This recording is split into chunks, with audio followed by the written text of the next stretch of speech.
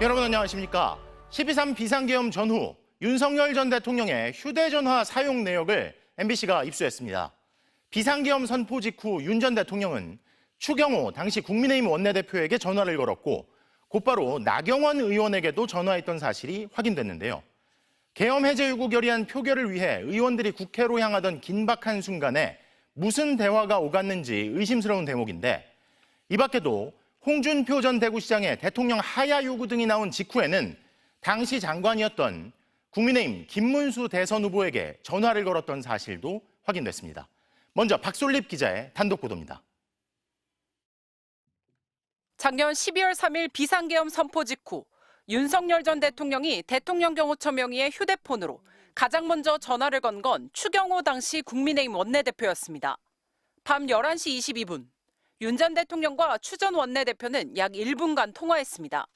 그리고 밤 11시 26분에는 당의 중진인 오선 나경원 의원에게 전화해 40초 정도 통화했습니다. 국회에 계엄군이 들이닥치기 30여 분 전입니다. 나 의원과 윤 전 대통령의 계엄 당일 통화 사실이 확인된 건 이번이 처음입니다. 나 의원은 당시 통화 내용에 대해 윤 전 대통령이 전화해 미리 얘기를 못했다고 했다면서 계엄 선포 이유를 묻고 싶었는데 빠르게 통화가 종료된 걸로 기억한다고 했습니다. 윤 전 대통령이 전화로 비상계엄 선포 사실을 전하며 미리 얘기하지 못했다고 했다는 추 의원의 앞선 설명과 비슷합니다. 한동훈 당시 대표는 국민과 함께 계엄을 막겠다며 의원들에게 본회의장으로 오라고 거듭 지시했지만 추경호 당시 원내대표가 소집한 비상의원총회 장소는 1시간 사이 국회, 당사, 국회 예결위장, 다시 당사로 바뀌며 혼란이 극심한 상황이었습니다. 결국 계엄 해제 요구안 표결에 참석한 국민의힘 의원은 18명이었습니다. 추경호, 나경원 의원과 통화는 윤 전 대통령이 비화폰으로 계엄군 지휘부와 경찰 수뇌부에 직접 지시를 하던 무렵에 이루어졌습니다. 윤 전 대통령이 추 의원과 통화한 직후 박안수 계엄사령관에게 비화폰으로 조지호 경찰청장한테 계엄 포고령을 알려줘라고 했고 나 의원과 통화한 이후에는 조 청장에게 비화폰으로 다 체포해 불법이야, 포고령 위반이야라고 지시했습니다. 윤 전 대통령이 계엄 선포 당일 국무위원들과 휴대폰으로 직접 통화한 사실도 확인됐습니다. 오후 7시 41분 박성재 법무부 장관, 오후 7시 54분 조태열 외교부 장관, 오후 8시 6분 김영호 통일부 장관, 오후 9시 42분 최상목 전 경제부총리입니다. MBC가 확보한 윤 전 대통령의 통화 내역은 지난해 11월 8일부터 12월 18일까지입니다. 윤 전 대통령은 계엄 이후 대통령실 참모나 변호사 등과 주로 통화를 했는데 현직 의원으로는 추경호, 윤상현, 나경원, 인유한 의원과 연락했고 국민의힘 대선 후보인 김문수 당시 고용노동부 장관과 계엄 엿새 뒤 한 차례 통화했습니다. MBC 뉴스 박솔립입니다. 비상계엄 바로 다음 날 윤 전 대통령의 법조인 출신 측근 4인방에 안가 회동 사실이 드러나자 연말 모임이었을 뿐이라고 해명했던 사실 기억하십니까? 그런데 이들 중 일부가 안가에서 만난 당일 회동 전후로 윤 전 대통령과 통화한 사실도 확인됐습니다. 이상민 전 행안부 장관은 윤 전 대통령과 통화를 할 때쯤 안가 회동을 주선했고 김주현 민정수석은 회동 전은 물론 회동 이후 밤 시간에도 윤 전 대통령과 통화한 사실이 확인됩니다. 이어서 조희원 기자의 단독 보도입니다.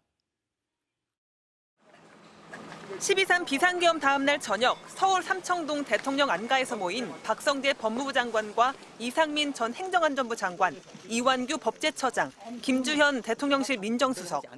계엄 후속 대책을 논의하거나 제2의 계엄을 모의한 것 아니냐는 의혹이 쏟아졌지만 이들은 연말 모임 정도였다고 해명했습니다. 국무회에서 자주 보고 하지만은 자리를 못해서 해가 가기 전에 한번 보자. 이번 사태에 대해서는 다 그냥 한숨만 쉴 뿐이고 특별히 다들 언급은 특별히 자제하는 형편이고 다들 아는 게 별로 없는 것 같았습니다. 그런데 이날 이들 4인방 중 2명이 안가 모임 당일 윤 전 대통령과 통화한 것으로 확인됐습니다. 이상민 전 행정안전부 장관은 낮 1시 6분에 윤 전 대통령에게 먼저 전화했고 1시 45분에는 윤 전 대통령이 이 전 장관에게 전화해 모두 7분 정도 통화했습니다. 이 전 장관은 경찰 조사에서 첫 통화는 의원들을 국회에 출입시켜 계엄 해제가 빨리 해결되는 바람에 유혈 충돌 없이 잘 끝났다고 격려하는 내용이었고 두 번째 통화에서 윤 전 대통령이 정말 절박했다, 탄핵 때문에 도저히 해볼 도리가 없다는 소회를 말씀하셨다고 진술했습니다. 그런데 윤 전 대통령과 통화를 전후해 이 전 장관이 안가 모임을 추진한 것으로 확인됐습니다. 박성재 법무장관이 경찰 조사에서 점심이 조금 지난 무렵 행안부 장관이 법제처장과 민정수석과 모여 식사를 하자고 연락이 왔다고 진술한 겁니다. 김주현 민정수석도 이날 윤 전 대통령과 통화했습니다. 윤 전 대통령은 오전 11시 18분에 먼저 전화를 걸었고 안가 회동이 끝난 밤 10시 43분에 또 전화를 걸어 두 번째 통화가 이루어졌습니다. 이날 두 사람은 약 7분간 통화했습니다. 법률적으로 어떻게 대처할 것인가? 그런 내용으로 뭐 상의 드리거나 그런 그럼 무슨 내용으로 통화해서? 글쎄요, 뭐 특별히 기억나는 거는 없습니다. 김 수석은 윤 전 대통령과 통화 내용에 대해 일일이 기억나진 않지만 당시 상황은 청문회를 통해 설명했다면서 당시는 대통령 직무정지 전이기 때문에 대통령과의 통화가 특별한 것이 아닐 것이라고 답했습니다. MBC 뉴스 조희원입니다.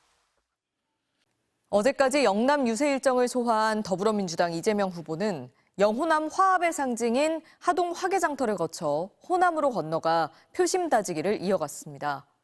다음 정부 이름 후보로 과거 김대중 정부의 국민의 정부를 연상시키는 국민주권 정부를 제시하기도 했습니다.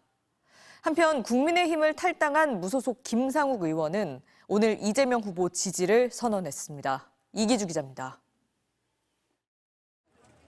더불어민주당 이재명 후보는 영남과 호남 사이 경남 하동 화개장터에서 광주와 대구 출신 청년들을 만났습니다. 영남, 호남, 지방 수도권 구분 없이 모두 잘 사는 세상이 돼야 한다면서 달구벌 대구, 빛고을 광주, 옛 지명을 들어 영호남 화합을 얘기했습니다. 같이 사는 세상을 만들어야 돼. 그 달빛이 왜 달빛이 그런지 아시죠? 광고말 빛. 전날까지 영남 유세를 마친 이 후보는 화개장터를 거쳐 민주당의 텃밭인 호남으로 건너갔습니다.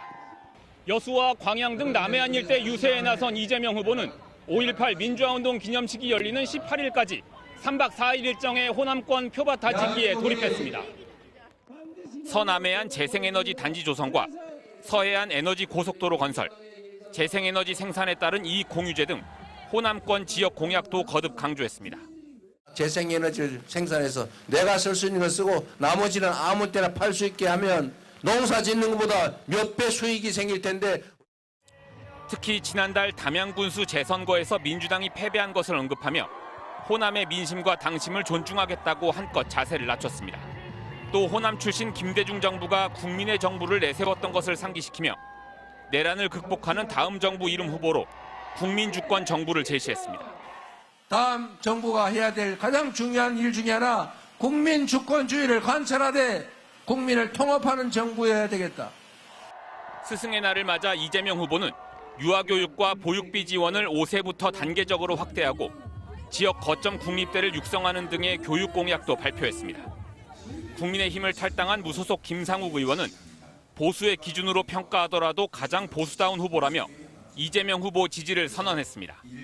이 후보는 합리적인 보수 인사는 헌정 질서 파괴에 동조한 국민의힘에서 견디기 어려웠을 것 같다면서 민주당의 입당에 함께하면 좋겠다고 화답했습니다. MBC 뉴스 이기주입니다. 국민의힘 김문수 후보는 서울에서 첫 출근길 인사에 나서며 수도권 표심 호소에 나섰습니다. 또 중소기업인들을 만나 노동자 보호를 위한 중대재해처벌법을 악법으로 규정하며 고치겠다고 약속했는데요. 홍익표 기자가 보도합니다. 이른 아침 서울 지하철 신도림역을 찾은 국민의힘 김문수 후보. 개찰구를 빠져나오는 시민들에게 악수를 청하며 인사를 건넵니다. 출근길 발걸음을 재촉하며 지나치는 시민들도 있었지만 함께 사진을 찍거나 손을 맞잡으며 응원을 건네는 모습도 눈에 띄었습니다.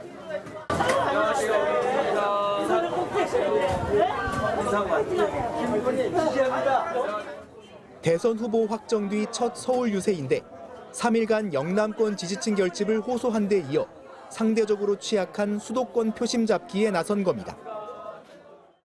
여러분 사랑합니다. 네, 감사합니다. 중소기업인들에게 특유의 사랑합니다 인사를 건넨 김 후보는 곧바로 기업인 구애에 나섰습니다. 더불어민주당이 주도해 통과된 중대재해처벌법, 또 거듭 처리를 예고한 노란봉투법을 노동악법이라고 규정하며 중소기업엔 적용해선 안 된다고 주장했습니다. 결정권자가 될 때는 반드시 이런 악법은 반드시 여러분을 더 이상 괴롭히지 못하도록 고치겠습니다. 김 후보는 스승의 날을 맞아 교사단체로부터 교육정책을 제안받은 뒤 AI 교과서 활용과 교육감 직선제 폐지, 교원 학부모 교육청 소통 방안 개선 등의 교육 현장 공약도 내놨습니다. 학교가 이 맞벌이 부모 결손 가정에 또 여러 가지 부족한 교육 환경을 획기적으로 개선할 수 있는. 김 후보는 조셉 윤 주한 미국 대사 대리와 만나 점심을 함께하며 회담도 가졌습니다.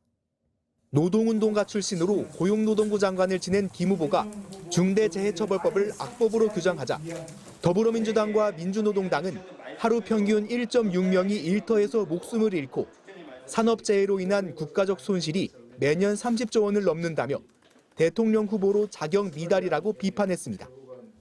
MBC 뉴스 송희표입니다. 개혁신당 이준석 후보는 스승의 날을 맞아 교사들을 만나 교권을 회복하겠다고 공약했습니다. 대학교 식당을 찾는 학식 투어도 이어가면서 청년층에도 공을 들이고 있는데요. 다만 아직 지지율이 한 자릿수에 머물고 있는데 이 후보는 TV 토론을 기점으로 변화가 생길 거라고 자신했습니다. 김상훈 기자입니다. 개혁신당 이준석 후보는 스승의 날을 맞아 초등학교 교사들을 만났습니다. 재작년 학부모 민원에 괴로워하던 교사가 숨진 서희초 사태 뒤에도 상황이 변한 게 없다는 호소가 쏟아졌습니다. 교권을 다시 회복시키는 것이 무엇보다 중요하다고 생각합니다. 교권이라 함은 선생님이 학생들을 생활 지도할 수 있는 수단이 명백하게 마련돼야 되는 것이고, 이 후보는 교사들의 법적 문제는 교육청에서 대응하도록 지원하는 등 교권 회복 수단을 마련하겠다고 약속했습니다. 또 서울교육대학교를 찾아 대학 식당에서 학생들과 함께 점심을 먹었습니다. 벌써 7번째 먹는 대학생들과의 점심인데 청년층 공략에 주력하고 있는 셈입니다. 이 후보는 자신이 진정한 보수 후보라면서 국민의힘 김문수 후보와의 단일화에 대해서는 다시 한번 선을 그었습니다. 단일화 무대적인 선거 전략으로 어떻게 지금 여론조사상으로 과반 이상의 득표를 하는 것으로도 나오는 이재명 후보를 막아세울 수 있겠다는 건지. 오는 18일부터 이어지는 TV 토론을 반전의 계기로 삼겠다는 포부도 밝혔습니다. 저는 이번 1차 TV 토론이 하나의 분수령이 되어가지고 많은 변화가 있을 것이다 이렇게 생각하고요.